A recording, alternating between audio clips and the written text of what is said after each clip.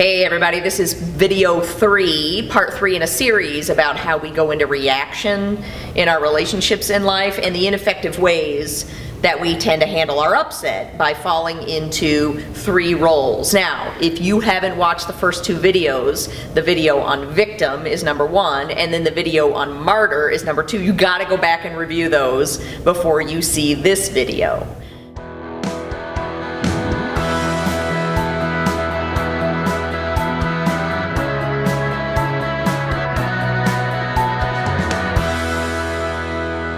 So just as a quick recap, we talked about in the first video, we talked about how we have these trigger points as human beings that got created from all life's events that have happened. And the people we get into relationship with happen to bump up against those trigger points and we go into reaction. We get upset, we feel hurt. They don't behave the way we want them to, they don't give to us in the ways that we want them to or say what we want to hear. And so we tend to get upset. Not modeled how to properly handle our upset, we tend to go into protection. And that protection looks like, the first video we talked about the role of victim, how we fall into victim, and I want you to feel sorry for me. I want you to know that I'm upset and that I'm hurting so that you'll feel sorry for me and you'll fix it for me or you'll change. Right? That's not so effective. So then we talked about how we then fall into the role of martyr. And with martyr, I want you to think I'm great. I want you to think I'm the best. I'm looking for your love, for your accolades, and so I'll be the over-exceller, hero, overachiever, or I won't bring up difficult topics. I'll sweep things under the carpet, won't upset you in any way, put your happiness before mine, right? We tend to fall into martyr. Now, as was discussed in video number 2, we can only do martyr for so long. Right? Because the more we play martyr, the more used we feel. The more angry we feel, the more resentful that we feel.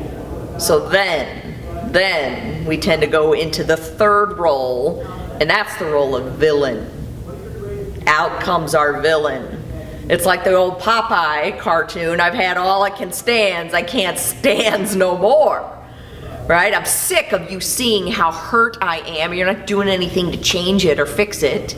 And I'm exhausted from taking care of you, right, as the martyr and not telling you how I feel and keeping all that bottled up inside. And now when I go into villain, I'm pissed. I'm pissed. Now I want to take my frustration out on you. And so villain looks very differently for each of us. Some of us have the freedom to play villain above board. And that means just go off on people with our anger, right? They know we're pissed. Yell at people, scream at them, right? Just use our anger in that way. Some of us have the freedom to be the villain in that way. Now, others of us like to be a little more sneaky about our villain behavior, and that's being a villain under the table in more passive-aggressive ways, right? Like withholding or giving the silent treatment. Or, any kind of withholding communication, withholding my love, withholding affection, withholding sex, all those ways that we use withholding in which to punish the other person, to get back at the other person because we're so angry and we're so hurt and we're so upset. So with our significant others, right, maybe we passive aggressively try and get back at them. And we give them the silent treatment. We make them wrong. We judge them. We blame them. We talk about them behind their back. With our kids or our parents, maybe we just punish out of anger versus out of real teaching. Or maybe we just completely shut down from them and withdraw from them and blame them. Right? At work or school, maybe we sabotage others. Right? Sabotage others' success, or gossiping. Gossiping is a huge form of villainous behavior that we do, and we can do that at work, we can do that at school. So all these ways that we play villain. Now, one of the ways in our intimate relationships that we most especially play villain, and the reason why the divorce rate is what it is, or the reason why the honeymoon stage in a relationship is so short, is because when we get into that role of villain, we stop doing the things that we did in the beginning of a relationship in which to love the other person. See, in the beginning of a relationship, we had no trouble loving the other person. We sought out ways in which to love them. right? When we continuously do not address our upset in effective ways, we eventually stop doing that stuff because we're so angry. Then we wonder why the divorce rate is what it is. 50% in first marriages, 60% in second, 70% in third. It's not just a random thing. We don't stand at the altar and say, I'll give it about 4 years, right? And yet, look at those statistics. Now, as you can see, this is a whole vicious cycle we play. The whole victim, martyr, villain cycle, it's a vicious cycle.